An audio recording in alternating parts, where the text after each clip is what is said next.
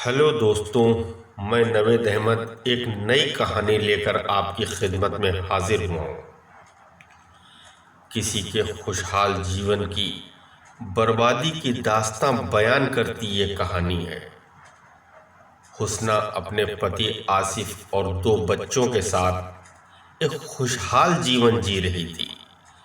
आसिफ एक private company में काम करता है और शाम को घर आने के बाद अपनी पत्नी और बच्चों के साथ अपना वक्त गुजारता है।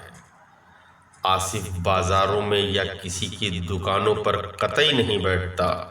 वो सारा वक्त अपनी बीवी और बच्चों को देता है। एक बार कंपनी के काम से आसिफ को दिल्ली जाना पड़ा। जब वो ट्रेन में सफ़र कर रहा था तो उसकी एक शमशाद नाम के आदमी से दोस्ती हो गई। उस सफ़र में दोस्ती इतनी गहरी हो गई कि दोनों ने एक दूसरे को अपने मोबाइल नंबर तक दे दिए। आसिफ को ये दोस्ती कितनी महंगी पड़ने वाली है, इस बात का अंदाज़ा अभी उसको नहीं होता। सफ़र के दौरान शमशाद ने आसिफ से उसके बारे में काफ़ी जानकारी हासिल कर ली थी। आसिफ और शमशाद की फ़ोन पर बात अब ज़्यादा होने की वजह से दोस्ती बहुत गहरी हो गई थी। शमशाद ने आसिफ को अपने घर खाने की दावत दी। छुट्टी के दिन आसिफ पूरी फैमिली लेकर शमशाद के घर पहुंच गया। सबने साथ खाना खाया, हंसी मजाक किया। हुस्ना भी शमशाद की पत्नी से मिलकर काफ़ी खुश हुई। अब हुस्ना और आसिफ ने भी शमशाद की फैमिली को अपने घर बुलाया, मगर शमशाद की फैमिली में शमशाद और पत्नी ही थे। अगली छुट्टी को शमशाद पत्नी को लेकर आसिफ के घर आता है। रात का खाना पीना खाने के बाद सब हंसी मजाक करते हैं। यहाँ तक तो सब ठीक चल रहा था। कहानी में सस्पेंस भी है, इसीलिए दोस्तों कहानी पूरी ज़रूर सुनिएगा। खाना पीना खाने के बाद शमशाद अपनी पत्नी को लेकर जब आसिफ के घर से निकल रहा था, तभी उसका अचानक एक फ़ोन आता है। और वो अपनी पत्नी को आसिफ के घर पर छोड़कर ही कहीं चला जाता है। हुस्ना और शमशाद की पत्नी एक कमरे में लेट जाते हैं और आसिफ एक कमरे में लेट जाता है। सुबह हो जाती है मगर शमशाद नहीं आता। हुस्ना और आसिफ ये सोचकर परेशान थे कि शमशाद रात का गया हुआ अभी तक नहीं आया, मगर उसकी पत्नी पर उसका कोई असर नहीं था, क्योंकि उसको मालूम था कि शमशाद कहाँ है और वो क्यों वापस नहीं आया। शमशाद की पत्नी का नाम आशा है। आसिफ शमशाद को कई बार फ़ोन कर चुका था, मगर हर बार फ़ोन उसका स्विच ऑफ बता रहा था। 3-4 दिन गुजर जाने के बाद आसिफ ने आशा से उसके घर जाने के बारे में पूछा तो आशा ने पलटकर सवाल ही कर डाला कि अगर हम यहाँ पर रुक जाएं तो आप लोगों को कोई दिक्कत तो नहीं होगी। आसिफ और हुस्ना कहने लगे, हमें कोई परेशानी नहीं, आप जितने दिन चाहें रह सकती हैं, ये आपका अपना ही घर है। अभी ये दोनों आशा और शमशाद के प्लान से बेखबर थे। अब आशा को रहते रहते 15 दिन गुजर चुके थे और शमशाद का कहीं कुछ पता नहीं चल रहा था। और एक दिन हुस्ना के मायके से फ़ोन आता है कि माँ की तबीयत बहुत ख़राब है, तुम घर चली आओ। दोपहर का वक्त था, इसीलिए हुस्ना आसिफ को फ़ोन करके बता देती है कि मैं बच्चों को लेकर अपने मायके जा रही हूँ। अम्मा की तबीयत बहुत ख़राब है। आशा घर पर अकेली है, तुम जल्दी ऑफिस से घर आ जाना। आसिफ जब शाम को ऑफिस से अपने घर वापस आता है तो आशा उसके लिए चाय बनाकर लाती है और वापस जाते हुए कहती है कि अगर किसी चीज़ की ज़रूरत हो तो मुझे आवाज़ देना। मगर उसकी अदा देखकर आसिफ कुछ चिंतित हो गया। रात में खाने के वक्त भी उसने अपनी अदाओं का जादू आसिफ पर चलाने की कोशिश की। वो आसिफ के साथ एक ही प्लेट में खाना खाना चाहती थी, मगर आसिफ के इनकार कर देने पर उसने खाना तो अलग खा लिया, मगर रात को सोने के लिए आसिफ जब अपने कमरे में गया तो आशा भी डर का बहाना करके उसके कमरे में चली गई और आसिफ से बोली, मुझे डर लग रहा है, मुझे अपने कमरे में आप सोने दें। आसिफ इस बात पर राजी हो गया और उसे शमशाद की बातें करने लगा, मगर आशा की शमशाद की बात न करके टॉपिक चेंज कर देती है और उससे हुस्ना की बात करने लगती है। बातों बातों में उसने आसिफ से सवाल किया कि मैं ज़्यादा खूबसूरत हूँ या हुस्ना, दोनों अपनी जगह पर ठीक है, ये आसिफ का जवाब था। आशा ने आसिफ से कहा, आज की रात हमको नींद नहीं आ रही, आज सारी रात बैठकर हमारे साथ बातें करो, कल ऑफिस की छुट्टी कर लेना और दिन में आराम से सो जाना। वो एक बार और चाय बनाकर ले आई। फिर दोनों ने बैठकर चाय पी और बातें करते काफ़ी देर तक बातें होती रहीं। आशा ने बातों बातों में आसिफ से सारी जानकारी हासिल कर ली कि कितनी ज्वेलरी है और कहाँ प्रॉपर्टी है और कितना कैश घर में रहता है।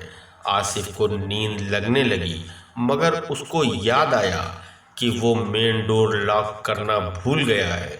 आसिफ ने अपने घर में जो गेट लगवाया है उसमें लॉक पासवर्ड वाला लगा है। वो बंद तो ऐसे ही हो जाता है, मगर उसको खोलने के लिए पासवर्ड की ज़रूरत होती है और आशा अभी इस बात से अनजान है। आसिफ के सो जाने के बाद ये रूम से बाहर निकलकर दूसरे नंबर पर शमशाद को फ़ोन करती है। आसिफ सुबह उठकर रोज़ की तरह अपने ऑफिस चला जाता है। आशा दिन में घर के हर चीज़ की तलाशी लेती है। इतनी तलाशी लेने के बावजूद उसको कहीं से कुछ मिल नहीं पाता। शाम को ऑफिस से आसिफ अपने वक्त पर ऑफिस से घर वापस आता है तो आशा उसके लिए फिर उसी तरह चाय बनाती है। जब आशा ने एक नई नौटंकी सोच कर रखी है जो कि आसिफ के साथ उसको खेलना है। आसिफ जैसे ही चाय पीकर खड़ा होता है, आशा किचन से निकलती है और आकर एकदम से आसिफ से लिपट जाती है और तुम कहाँ चले गए थे शमशाद, तुम कहाँ चले गए थे शमशाद, ये कहकर आसिफ को कसकर पकड़ लेती है। आसिफ उसको छुड़ाने की कोशिश करता है, मगर वो आसिफ को कसकर पकड़े रहती है और उसको चूमना शुरू कर देती है। वो उसको झटका देकर छुड़ाता है और कहता है, मैं आसिफ हूँ, शमशाद नहीं। आशा उसको सॉरी बोलती है और किचन में चली जाती है। आसिफ भी उसकी नादानी समझकर बात भूल जाता है, मगर रात का खाना खाने के बाद आशा उससे डर का बहाना करके उसके कमरे में लेट जाती है और फिर उससे बातें करते करते उससे लिपट जाती है और फिर उसको उसी तरह चूमने लगती है। मगर इस बार आसिफ उसको रोक नहीं पाता, आशा को कसकर चिमटा लेता है। बस इसी बात का तो आशा इंतज़ार कर रही थी। आसिफ उस रात की मदहोशी में बहकर वो गलती कर बैठता है जिसके बारे में उसने कभी सोचा भी नहीं था। सब कुछ नॉर्मल होने के बाद आशा रोना शुरू कर देती है। कहती है, तुमने ये क्या कर दिया, मेरी ज़िंदगी बर्बाद कर दी तुमने, मैं शमशाद को क्या मुंह दिखाऊंगी। वो उसको समझाने की बहुत कोशिश करता है, मगर आशा उसको पुलिस की धमकी देने लगती है। कहती है मैं पुलिस में जाऊंगी, तुमने मेरी लाइफ खराब कर दी है। वो डर जाता है। तुम जो कहोगी मैं वो करूँगा, मगर तुम पुलिस के पास मत जाना। अब आशा उसके सामने दो बातें रखती है और कहती है इन दो बातों में से तुमको एक बात तो मानना ही होगा, वरना मैं हर हाल में पुलिस स्टेशन चली जाऊंगी और तुम्हारे ऊपर रेप का केस करवा दूंगी। पहली शर्त, हुस्ना को तलाक देकर मुझसे शादी कर लो, और दूसरी शर्त में वो इतनी लंबी रकम बता देती है जिसको सुनकर आसिफ के होश उड़ जाते हैं। आसिफ हुस्ना से बहुत प्यार करता है, इसीलिए दूसरी शर्त के लिए तैयार हो जाता है। आशा उसको पैसे देने के लिए सिर्फ एक दिन का वक्त देती है। आसिफ जल्दी में अपनी एक ज़मीन एक दलाल को कुछ कम पैसों में बेच देता है, मगर फिर भी आशा की बताई हुई रकम पूरी नहीं हो पाती और जाकर हुस्ना का सारी ज्वेलरी एक सुनार को बेच देता है। तब भी रकम पूरी नहीं होती। तब वो जाकर एक मार्केटिंग दलाल से मिलकर अपने घर का सारा सामान बेच देता है और कुछ पैसा अपने दोस्त से उधार लाकर आशा की रकम पूरी कर देता है। आशा सारा पैसा लेकर वहाँ से चली जाती है और 10 दिन के बाद जब हुस्ना अपने घर वापस लौटकर आती है तो घर का नज़ारा देखकर उसके पैरों के नीचे से ज़मीन निकल जाती है, क्योंकि घर के नाम पर महज दीवारें और छत बची थी।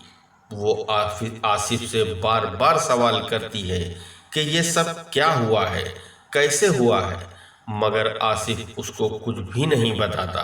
हुस्ना के ज़्यादा जिद करने पर आसिफ उससे झूठ बोल देता है कि घर के अंदर चोरी हो गई और चोर सारा सामान और तुम्हारी ज्वेलरी लेकर चले गए। हुस्ना आसिफ से लिपटकर बहुत रोती है। आसिफ उसको बहुत समझाता है कि सब कुछ ठीक हो जाएगा। एक दिन हुस्ना मार्केट में कुछ सामान लेने गई थी, तभी उसकी मुलाकात वहां आशा से हो जाती है।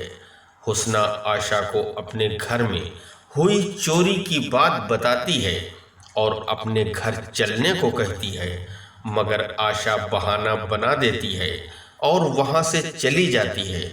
दूसरे दिन हुस्ना आशा को फ़ोन करती है, मगर उसका फ़ोन स्विच ऑफ बताता है।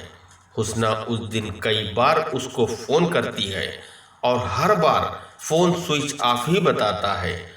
शाम को जब आसिफ घर आता है तो उसका मोबाइल लेकर शमशाद को फ़ोन करती है, मगर उसका भी फ़ोन स्विच ऑफ ही बताता है।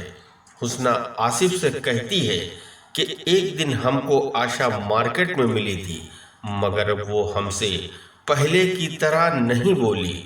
हमने घर आने को कहा तो भी उसने कहीं जाने का बहाना करके चली गई। फिर वो छुट्टी के दिन आसिफ से कहती है, चलो शमशाद के घर चलकर देखते हैं इन लोगों का फ़ोन क्यों नहीं लग रहा है, कोई बात तो नहीं हो गई, क्या परेशानी है इन लोगों को। मगर आसिफ जाने को तैयार नहीं होता। दूसरे दिन दोपहर के वक्त हुस्ना शमशाद के घर पहुंच जाती है, मगर उसको वहां ताला लगा मिलता है। तो वो आस पड़ोस वालों से पूछती है कि ये लोग कहीं गए हुए हैं, ताला क्यों लगा हुआ है। पड़ोसी बताते हैं यहाँ ज़्यादातर ताला ही लगा रहता है। शमशाद कभी कधार आता है और सुबह होते ही निकल जाता है। हुस्ना उसकी पत्नी आशा के बारे में पूछती है तो पता चलता है शमशाद तो शादीशुदा है ही नहीं, तो उसकी पत्नी कहाँ से आएगी। तो फिर आशा कौन है जो शमशाद के साथ रहती है। हुस्ना पड़ोसियों से सवाल किया यहाँ कोई शमशाद के साथ नहीं रहता।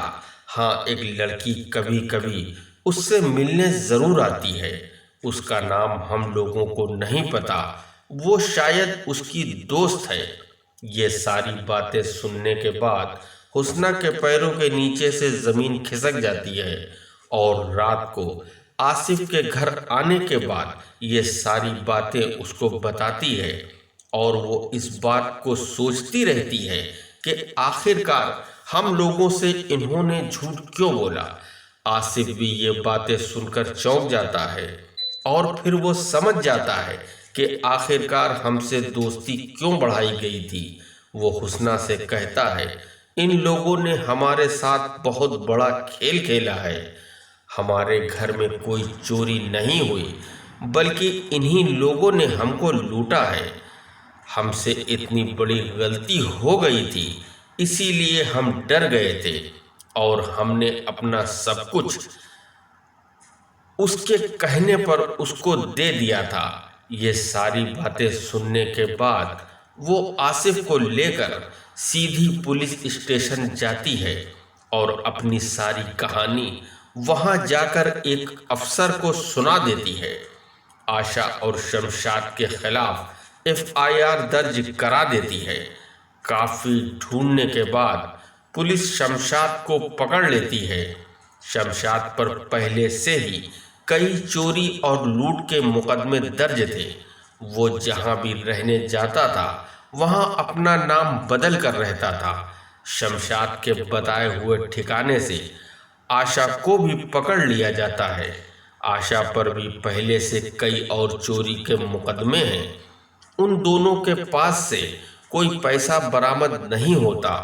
उन दोनों को सभी जुर्मों के लिए अदालत सजा सुना देती है। उनको जेल भेज दिया जाता है। आसिफ अपनी पुश्तैनी जायदाद खो चुका है। आसिफ और हुस्ना बर्बादी की कगार पर खड़े हुए अपना जीवन उसी तरह जी रहे हैं।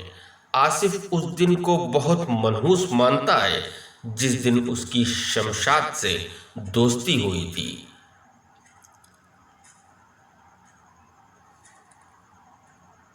दोस्तों, दोस्ती अच्छी चीज है, मगर सतर्कता बहुत जरूरी है। दोस्ती में एक दूसरे को कायदे से परख लेना समझदारी है। एक दूसरे के बारे में जानकारी हासिल करना बहुत जरूरी है। आप सब खुश रहें और सतर्क रहें। हम ऐसी कहानियां लेकर आपकी खिदमत में हाजिर होते रहेंगे। इस कहानी को लाइक करना न भूलें। धन्यवाद।